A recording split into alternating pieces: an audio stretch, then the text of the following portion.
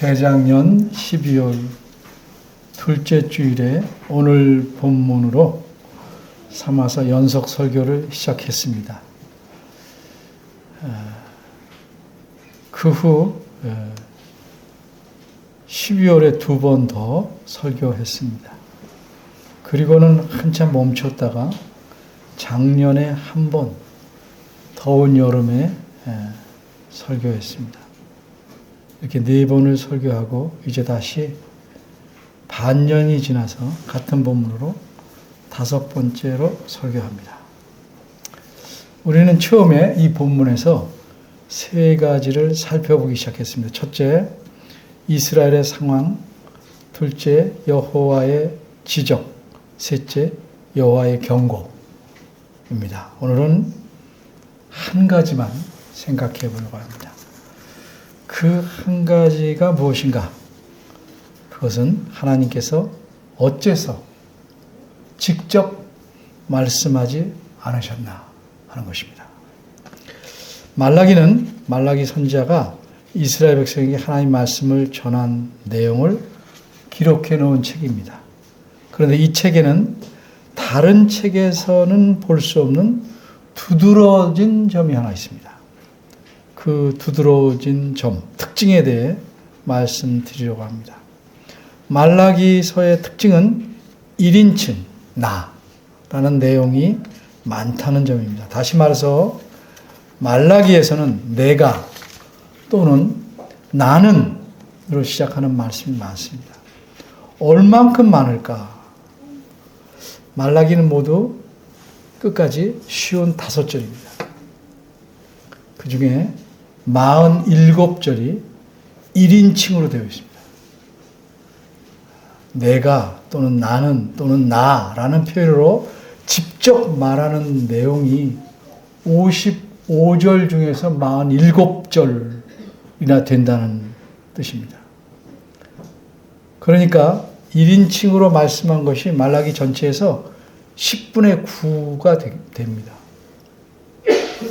성경의 다른 책들에 비해서 그 1인칭 표현의 비중이 매우 높은 것입니다. 이 말은 쉽게 말하면 말라기 선지자가 여호와 하나님에게서 받은 말씀을 하나님 대신 그대로 읽어주는, 다시 말해서 대독해주는 그런 식의 말씀이라는 뜻입니다. 그래서 여기서 이런 질문이 생길 수 있습니다. 어떤 질문입니까? 이렇게 선지자로 대독하게 하시지 말고 하나님께서 직접 이스라엘 백성에게 말씀하신다면 더욱 효과적일 것 같은데 어째서 직접 말씀하시지 않고 대독하는 식의 방법을 취하셨을까? 여러분은 어떻게 생각하십니까? 이스라엘 백성에게 하나님께서 직접 말씀하시지 않고 말라기 선지자를 통해서 대신 대독하는 식으로 말하게 하시는 이유는 무엇이라고 생각하십니까? 그 이유를 생각해 보기 전에 우리가 분명하게 한 가지 명심해야 될 사실이 있습니다. 그것은 하나님께서 어떤 일을 직접 하시든지 직접 하시지 않고 간접적으로 하시든지 혹은 어떤 방법을 취하시든지 간에 그것이 설사 우리의 기대나 바람이나 예상과 다르다고 할지라도 하나님께서 취하신 방법이 가장 선하고 가장 지혜롭고 가장 유익한 방법이라는 사실입니다. 어째서 그러합니까? 그 이유는 이렇습니다.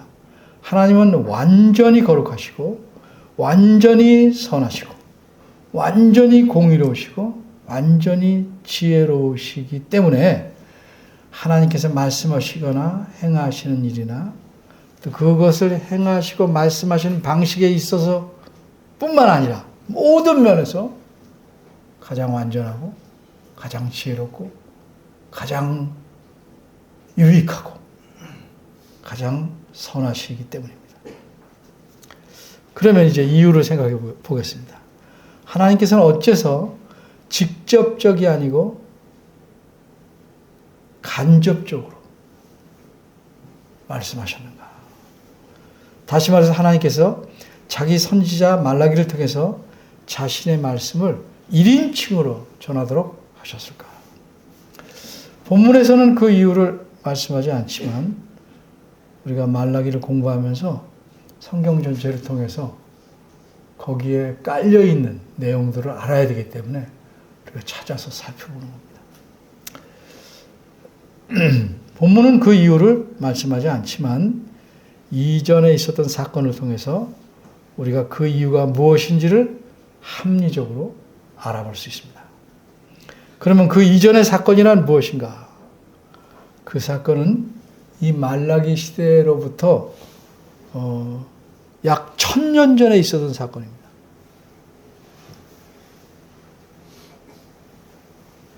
이 말라기가 활동한 시대가 400년대 중이나 말인데 1000년 전이니까 모세 시대입니다. 그 사건을 간단히 말씀드리겠습니다. 그러니까 모세 시대의 사건이니까 그 어디 기록되어 있겠습니까? 창세기? 아니죠? 어디겠습니까? 출애굽기입니다. 여러분, 출애굽기 20장에는 우리가 잘 알고 있는 매우 유명한 말씀이 기록되어 있습니다. 무슨 말씀일까요? 10가지 말씀이라고 알려진 뭐예요? 십계명입니다. 십계명. 그러면 여기서 질문을 하겠습니다. 하나님께서 이스라엘 백성에게 이 십계명을 말씀하실 때 어떤 방식으로 말씀하셨을까? 다시 말해서 하나님께서 직접 말씀하셨을까? 아니면 모세를 통해서 즉 간접적으로 말씀하셨을까? 어떻게 말씀하신 것 같아요? 생각 안 해봤어요? 네. 십계명을 말씀하실 때 하나님께서는 모세를 통하지 않으시고 직접 이스라엘 백성 전체가 뚜렷하게 들을 수 있도록 십계명을 모두 말씀하셨습니다.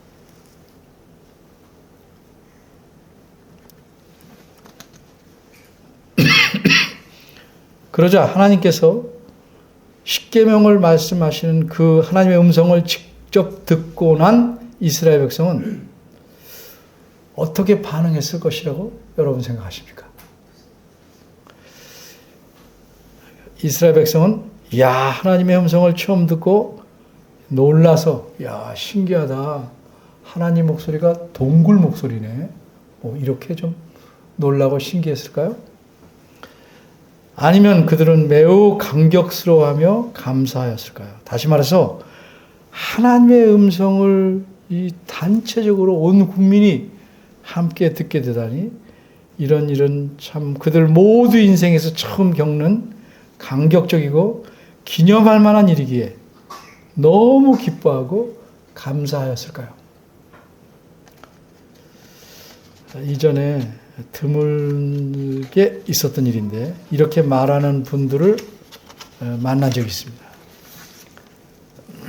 그들이 무엇이라고 말했는지 제가 말씀드릴게요. 그들이 이렇게 말했습니다. 하나님께서 나에게 한 번만 나타나셔서 직접 말씀해 주시면 좋겠다. 그럼 내가 그 말씀대로 행하겠다. 이런 바람은요, 순진무구한 소원이라고 할 수 있겠어요. 그렇지만 사실 이런 바람은 하나님이 어떤 분이신지를 모르기 때문에 다시 말해서 하나님의 영광과 위엄을 제대로 생각지 못하기에 가볍게 생각했기에 꺼낼 수 있는 말입니다. 어째서 그렇습니까? 직접 하나님의 음성을 들은 이스라엘 백성이 어떻게 반응하였는지를 알게 되면 그 이유도 알 수 있습니다. 출애굽기 20장 18절 19절은 이렇게 말씀합니다. 뭇 백성이 우레와 번개와 나팔소리와 산의 연기를 본지라. 그들이 볼 때에 떨며 멀리 서서 모세에게 이르되 당신이 우리에게 말씀하소서 우리가 들으리이다. 하나님이 우리에게 말씀하시지 말게 하소서 우리가 죽을까 하나이다. 이 말씀에 대해 좀 설명하겠습니다. 하나님께서 시내산의 꼭대기에 내려오셨습니다. 이렇게 하나님께서 강림하실 때의 상황을 출애굽기 19장 16절에서 20절까지 기록하고 있습니다. 제가 읽어보겠습니다. 제3일 아침에 우레와 번개와 빽빽한 구름이 산 위에 있고 나팔소리가 심히 크니 진중 그 진영 중 모든 백성이 다 떨더라. 모세가 하나님을 맞으려고 백성을 거느리고 진에서 나오매 그들이 산 기슭에 섰더니 시내산의 연기가 자욱하니 여호와께서 불 가운데서 거기 강림하심이라. 그 연기가 옹기점 연기같이 떠오르고 온 산이 크게 진동하며 나팔소리가 점점 커질 때 모세가 말한즉 하나님이 음성으로 대답하시더라. 여호와께서 시내산 곧 그 산 꼭대기에 강림하시고 그리로 모세를 부르시니 모세가 올라가매. 이처럼 여호와 하나님께서는 이스라엘 백성을 애굽에서 건져내신 후에 홍해 바다를 가르시고 그 바닷속을 아주 즉각적으로 마른 땅으로 만드셔서 그들로 그 땅을 진흙에 이렇게 해서 힘들게 않고 그냥 아주 마른 땅으로 건너게 하셨습니다. 그리고 여호와 하나님께서는 그들을 시내산 아래 넓은 광야에 이르게 하셨습니다. 거기서 이들은 여호와 하나님을 맞이하기 위해 자신들을 깨끗이 하며 3일을 기다리게 됩니다. 그리고 마침내 제3일에 여호와 하나님께서 하늘에서 시내산 꼭대기로 내려오십니다. 그러자 모세를 비롯해서 이스라엘 백성은 그 산 아래에 모두 모여 섰습니다. 크게 그림을 보십시오. 이는 왕을 맞이하는 신하와 백성들의 모습에 비교할 수 있습니다. 왕께서 시내산 전체를 자신의 왕좌로 삼으시고 그 꼭대기에 앉아 계시고 신하들과 백성은 그 위대하신 왕 앞에 서 있는 모습입니다. 어째서 여호와 하나님께서는 이렇게 시내산 꼭대기에 강림하셨습니까? 그 목적은 한마디로 자신께서 애굽에서 건져내신 이스라엘 백성과 언약을 맺기 위해서입니다. 언약을 맺는다는 것이 무엇입니까? 여러분이 잘 아시다시피 결혼이라는 게 뭐예요? 남녀가 부부의 관계를 맺는 것입니다. 이렇듯 언약이란 하나님께서 사람과 어떤 관계, 이 경우에는 이스라엘 백성 전체와 관계를 맺는 것입니다. 어떤 관계입니까? 하나님은 그들의 하나님 되시고 그들은 하나님 백성이 되어 하나님과 그의 백성 이스라엘이 함께 하며 하나님께서 그들과 함께 하며 모든 삶을 책임지시겠다는 관계입니다. 그런데 이렇게 언약을 어디서 맺습니까? 출애굽기 24장에서 맺습니다. 근데 24장에서 맺기 전에 반드시 해야 할 일이 있습니다. 이 일은 비유하자면 결혼식에서 부부가 되기 전에 뭐 하죠? 결혼? 축가? 이거 말고 뭐죠? 결혼 서약을 하죠. 그렇죠? 서약을 해서 양쪽이 다 예 하고 동의해야 진행이 되는 거죠.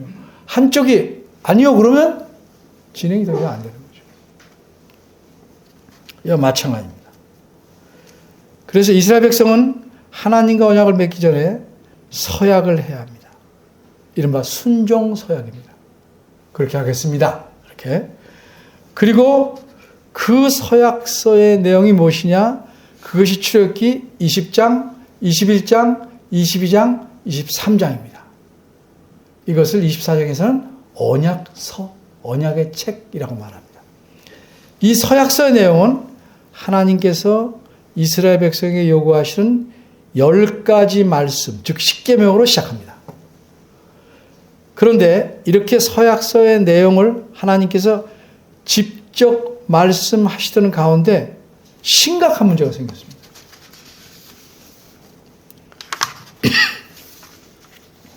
그 문제가 무엇입니까? 이스라엘 백성이 여호와 하나님께서 시내산 꼭대기에 강림하실 때부터 보았던, 또 들었던 우레와 번개와 나팔 소리와 짙은 연기를 계속 보면서 두려워하고 있었는데, 직접 하나님의 음성으로 십계명을 듣고 나니 숨도 못 쉬고 죽을 것 같았습니다. 이게 심각한 문제예요. 만일 이런 심각한 문제가 생기지 않았다면 어떻게 됐을까요? 하나님께서는 이스라엘 백성에게 직접 음성으로 서약서 내용을 전부 말씀하셨을 겁니다. 근데 앞에 십계명만 말씀하시고 지금 문제가 생긴 거예요. 이렇게 문제가 생겼기 때문에, 그러니까 다시 바꿔 말하면 출애굽기 20장, 21장, 20장, 23장에는 오직 서약서의 내용만을 기록하고 있었을 겁니다. 그런데 이렇게 문제가 생겼기 때문에 하나님께서는 어떻게 해요? 더는 직접 말씀하시지 않고 백성들의 말을 들으시고 모세를 산꼭대기로 부르셔서 다시 서약서의 십계명 이후에 나머지 말씀을 하시고 이 말씀을 모세가 백성들에게 전하도록 하셨습니다. 이렇게 상황이 바뀐 이유를 알려주기 위해서 출애굽기 20장 18절, 19절, 20절, 21절 4절이 삽입돼서 기록되어 있는 것입니다. 만약 이런 문제가 안 있으면 이 4구절은 있을 필요가 없죠. 그냥 계속 서약서의 내용으로 갈 테니까. 그러면 이 삽입된 내용을 좀 본다 이 말이죠. 조금 제가 18절, 19절 읽었는데 19절을 보면 백성들은 모세에게 이렇게 말합니다. 당신이 우리에게 말씀하셔서 우리가 들으리이다. 하나님이 우리에게 말씀하시지 말게 하소서 우리가 죽을까 하나이다. 풀어 설명하면 이렇습니다. 이스라엘 백성은 하나님께서 직접 음성으로 십계명을 자신들에게 말씀하는 것을 들었습니다. 듣고 나니 도무지 견딜 수가 없었어요. 두려움에 죽을 것만 같았어요. 숨도 못 쉬겠어요. 그래서 19절 뒷부분에서 우리가 죽을까 하나이다 라고 말합니다. 근데 이 표현은 원어의 뜻을 온전히 다 드러내진 못한 것입니다. 우리가 죽을까 하노라는 말은 우리가 죽을 것 같다 또는 우리가 죽을 수도 있겠다 이 정도의 의미겠죠. 근데 원어를 직역하면 우리가 죽을까 하나이다가 아니라 우리가 죽지 않도록, 우리가 죽지 않게끔, 이런 말. 이 말의 의미 뭐예요? 하나님이 음성으로 직접 말씀하시는 일을 우리가 계속 들으면 우리는 반드시 죽는다 이렇게 생각합니다.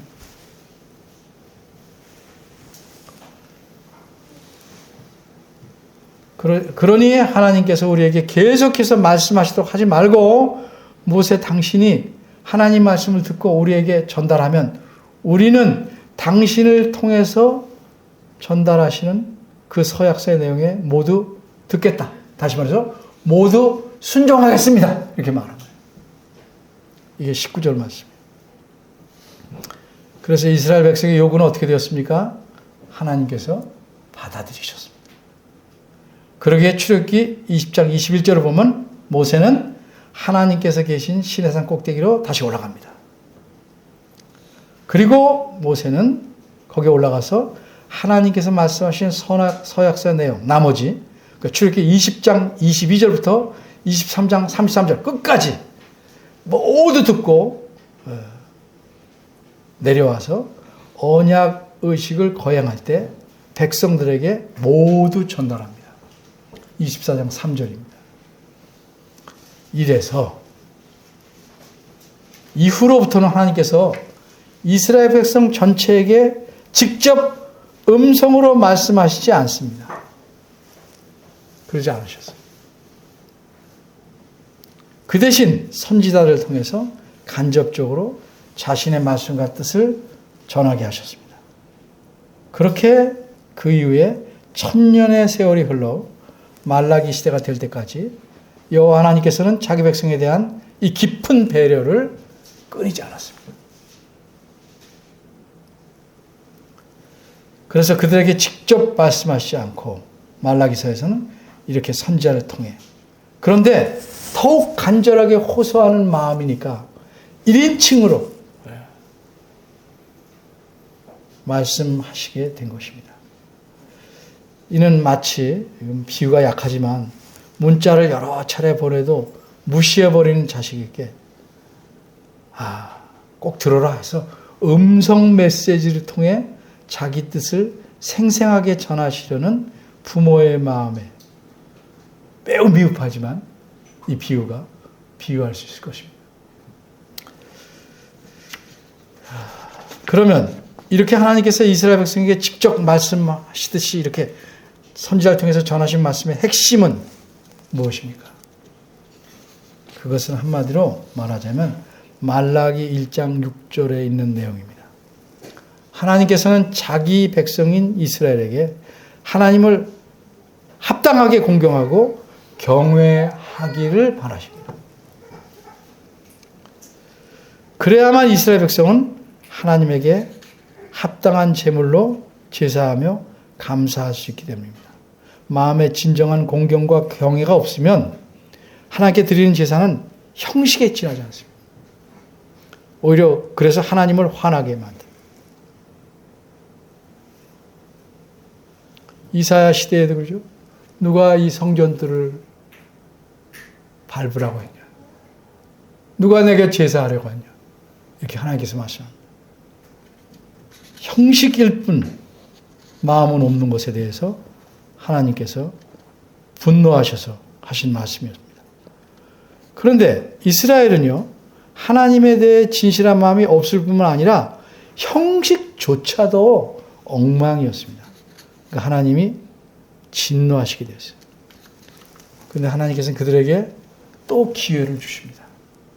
그래서 이렇게 말라기 선지자를 통해서 이 무디고 완악한 그들이 깨달을 수 있도록 그들의 잘못을 또박또박 지적하시고 하나님과 그들의 관계가 어떠해야 하는지를 말씀하시게 됩니다. 여러분, 말라기 시대에 이스라엘 백성에게 말씀하신 하나님은 누구십니까? 그분은 우리를 위해 자기 아들이신 예수 그리스도를 내어주신 분입니다. 이로써 그분은 그리스도로 말미암아 우리와 새 언약을 맺으셔서 우리의 하나님이 되셨고 우리의 아버지가 되셨고 우리의 주인이 되셨습니다. 그러기에 하나님은 지금 우리에게도 무엇을 요구하십니까? 합당한 공경과 경외를 요구하십니다. 그리고 이처럼 하나님을 공경하고 경외하는 최적의 외적인 표현은 예배입니다.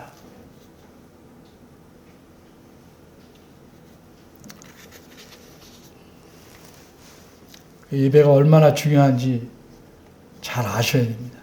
우리 예배는 구약시대의 제사와는 좀 다릅니다.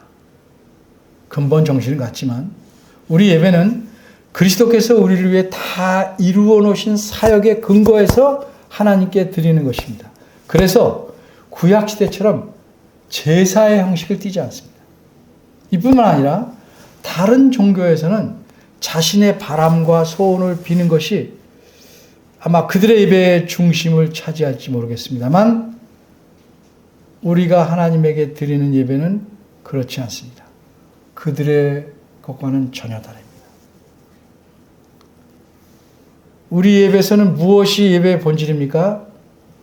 감사와 찬양입니다. 그래서 전에도 한번 설명했지만 전주할 때 마지막 성령하고 후주할 때 열심히 자기 소원을 기도하는 사람들 있죠.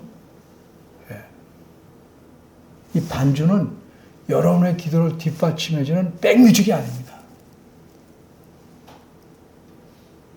자기 소원을 아뢰 게 있으면 평소에 많이 아뢰세요.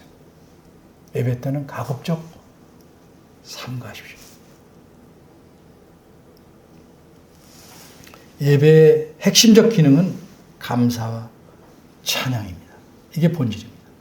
왜냐하면 그리스도를 통해서 그리스도 안에서 우리에게 모든 은혜를 베푸신 분이 하나님이시기에 그분에게만 온 마음을 다해서 감사하고 찬양하는 것이 우리가 드려야 할 예배이기 때문입니다. 여러분은 어떤 마음으로 어떤 자세로 예배하고 계십니까? 우리가 함께 드린 이 예배에서 그 본질인 감사와 찬양을 합당하게 하나님에게 드릴 수 없다면 우리의 일상에서는 감사와 찬양한다는 것이 거의 불가능합니다. 요 시간을 떼내서 하는 시간에도 감사와 찬양 못하는데 평소에 가능하겠습니까? 거의 불가능합니다. 그러면 다른 종교를 믿는 사람처럼 우리의 꿈과 소원과 목표를 위해서 비는 일만 계속 하게 됩니다. 집에서도 하고 어디서도 하고 예배에 와서도 자기 소원 빌고 얘기하고 하나님은 나와 어떤 관계에 있는 분인가? 하나님에 대해 나는 올바른 마음과 태도로 예배하며 그분의 뜻에 맞게 삶을 살아가고 있는가? 이제 새해 초입니다. 올해 특별히 우리 신앙이 유아적인 데서 벗어나기를 시작하는 그런 큰 전환점이 되면 좋겠습니다. 금방 말씀드린 두 가지 질문. 하나님 나와 어떤 관계인가? 내가 올바른 마음으로 예배하고 삶도 그렇게 유지하려고 했을까? 깊이 생각하며 반성하며 깨달아가면서 하나님에 대한 감사와 찬양이 더욱 많아지는 예배, 또 우리 각자가 되기를 바랍니다. 기도하겠습니다.